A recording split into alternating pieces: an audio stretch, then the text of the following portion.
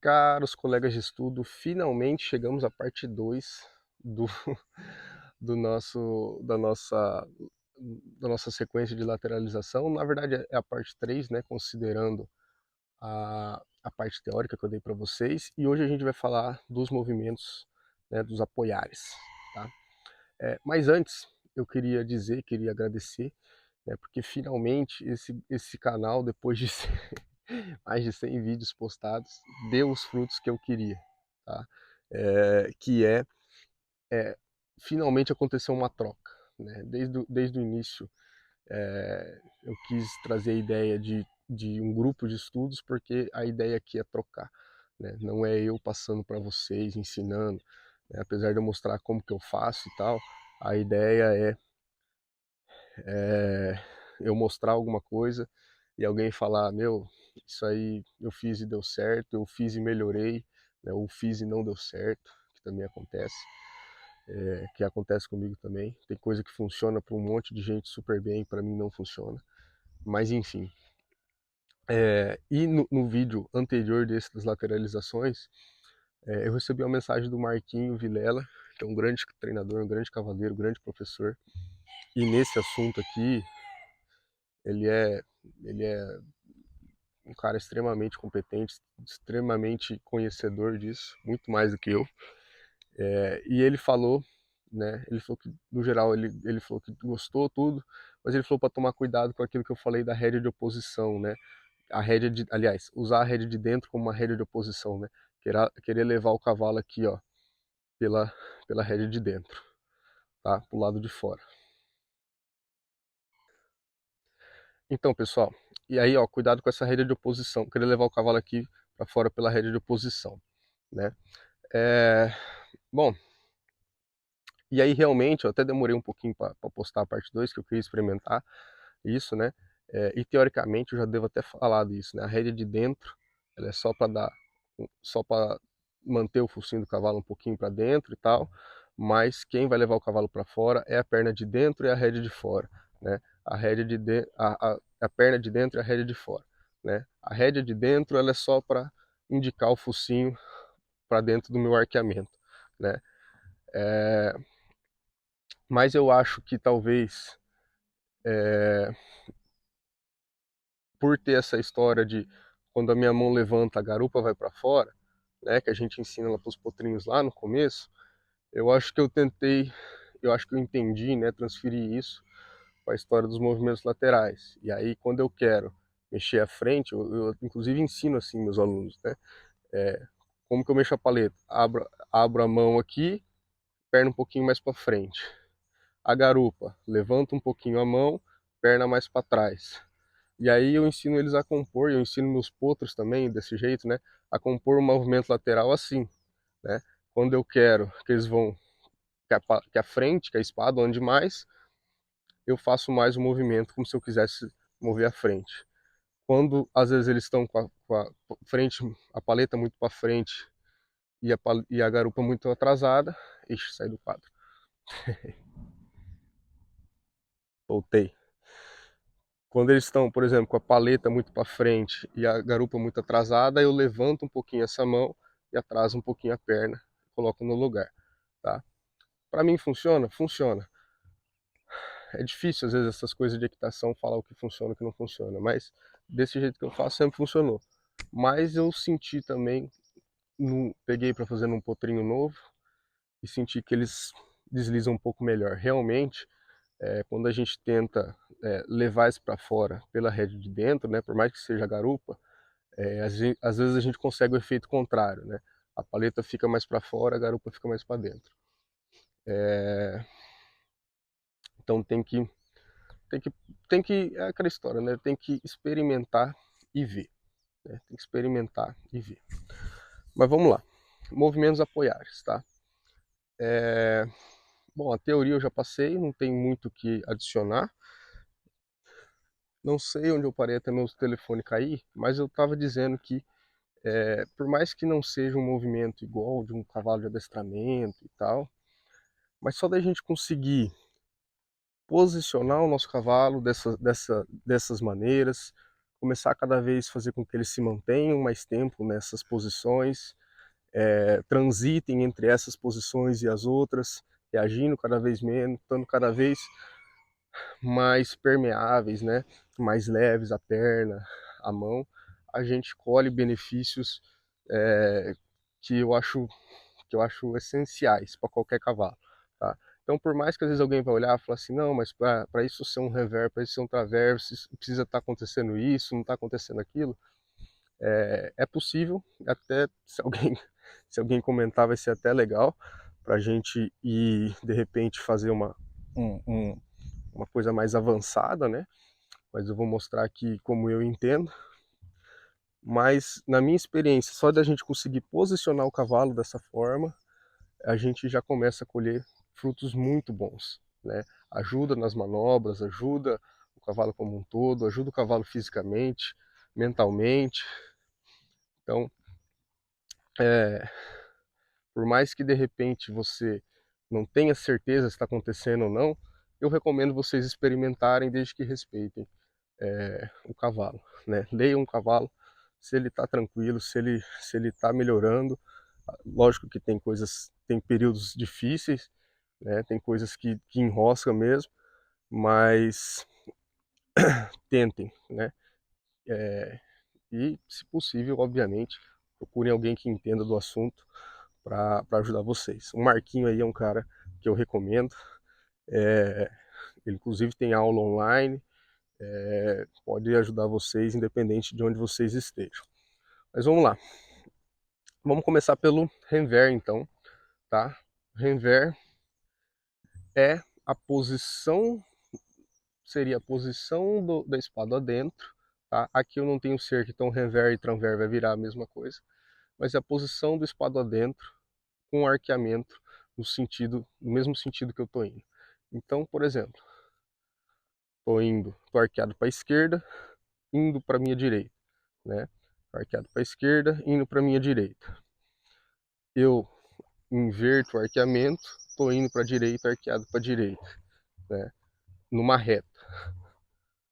Deu uma engasgadinha aqui, ficou curto o espaço também.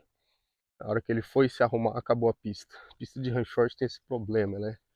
Ela é meio curta, ainda mais aqui no espaço que eu só uso um lado para filmar. Mas ó, aqui eu preciso usar minhas duas pernas, né? Muito mais do que no muito mais do que no ceder a perna. Porque eu preciso usar a minha perna de dentro para arquear. Aqui eu vou fazer para a direita, né? Minha perna de dentro é a direita, vou usar ela para arquear e a esquerda para empurrar ele para a direita, né? A rédea de dentro, novamente, é, mantendo o focinho dele um pouquinho para dentro, rédea esquerda alinhando ele, equilibrando ele, tá? Vamos fazer para a esquerda também. A passo aqui, os dois lados estão bem parecidos, a trote não são tão parecidos, mas eu não vou conseguir fazer aqui a trote e mostrar alguma coisa muito legal, tá? Então vou só mostrar a passo mesmo, mas só para falar que vale a pena a gente analisar essas diferenças, tá?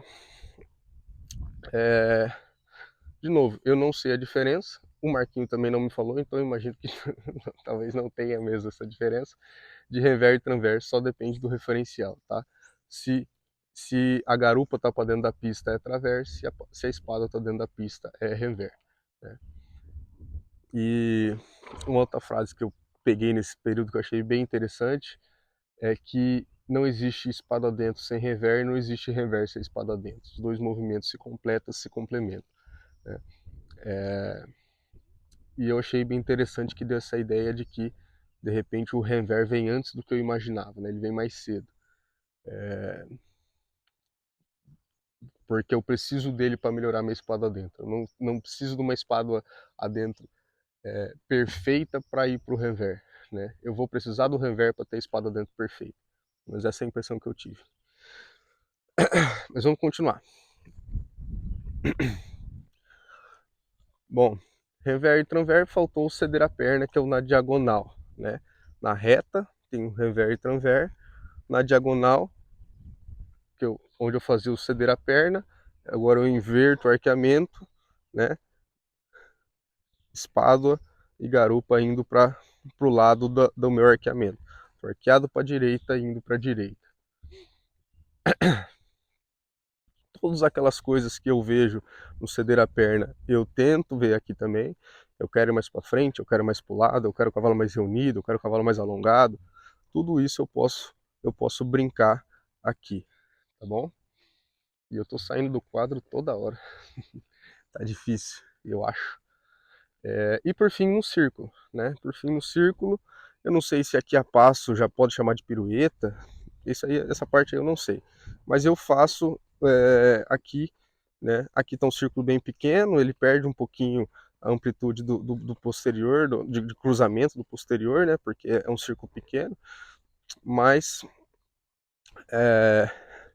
eu posso fazer aqui o círculo arqueado para a esquerda, indo para a esquerda, né? Um círculo à esquerda, arqueado para a esquerda, com a garupa para dentro desse círculo. E aí o que é mais dificilzinho, mais complicadinho, já vi gente chamar isso aqui de arco reverso, não sei porquê, mas isso que chama arco reverso. Aqui eu tenho um círculo, seria um círculo, ixi, bagunçou minha mente. Mas eu tô indo para minha direita e tô arqueado para minha direita, né? Com a garupa para fora desse círculo. Isso aqui é difícil entender até a mecânica dele, né? Aí minha perna de fora um pouquinho mais atrasada, né? Perna de dentro dando arqueamento. A rédea de fora minha aqui tá segurando ele um pouquinho para frente não ir, né? E rédea de dentro aqui. Tô sentindo ela na pontinha do dedo, tá bem pouquinho. Só às vezes que ele quer voltar o pescoço, eu dou uma sentidinha nela.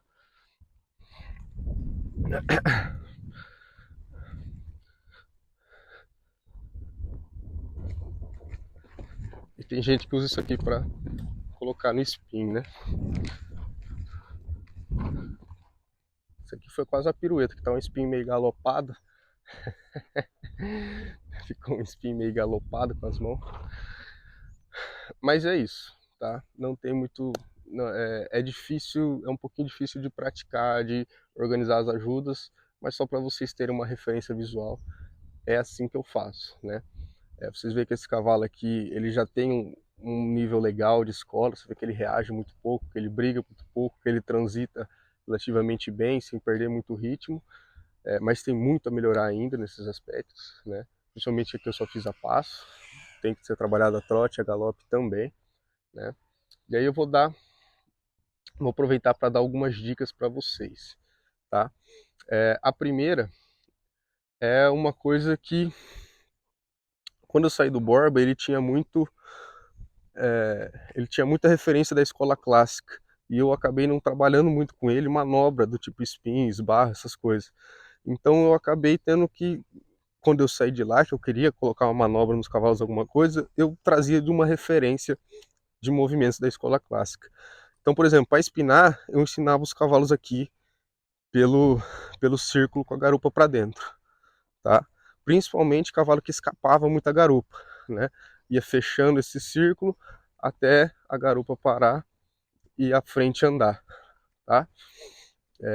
Quando você tem aquele cavalo que vai espinar, que às vezes vai espinar e a garupa vai junto com a frente e vira aquela zona, aquela salada, vamos ver se eu provoco ele, aquele cavalo que espina... O cavalo tá uma máquina, não sabe fazer isso. Mas aquele cavalo que não apoia o pé para espinar, isso aqui ajuda muito eles a é, posicionarem melhor no spin, tá? E quando eu tenho isso daqui, quando eu tenho esse movimento, ó, sem espora, ele tá aqui, ó, só com a minha batata de perna, eu tenho um cavalo que tá leve na minha perna, né? Tá fazendo força, tá leve na minha perna, tá leve na minha mão. Então, depois a hora que eu aumento um pouquinho, eu aumento a velocidade e o movimento sai, né? E a posição tá ali, tá? Outra coisa muito legal, mais uma vez eu tava lá com o Borba, eu tava montando um cavalo dele, ele tava na cerca, e ele tava tentando me ensinar a partir a passo. e o cavalo que eu tava também não sabia direito. E aí ia, às vezes acertava, às vezes não acertava, às vezes acertava, às vezes não acertava. E aí meio que por intuição, isso aqui vocês podem ver em prova de rédea, os caras colocam os cavalos num tranver aqui, ó, mas os caras fazem um L mesmo assim, ó. Deixa o cavalo um L assim para partir, para garantir que ele vai partir na mão certa. Eu não gosto de entortar tanto, né, de deixar tão inclinado, mas quando eu vou ensinar a partir a passo, eu venho aqui no tranverzinho, tá? Que eu consigo colocar impulsão, consigo reunir sem ele correr, né, sem velocidade, e aí faço a partida. E o Marquinho também falou de esbarrar no tranver, tá? Que aumenta, ele falou que aumenta tanto a força quanto a, a distância. Mas é isso, pessoal. Valeu e até a próxima.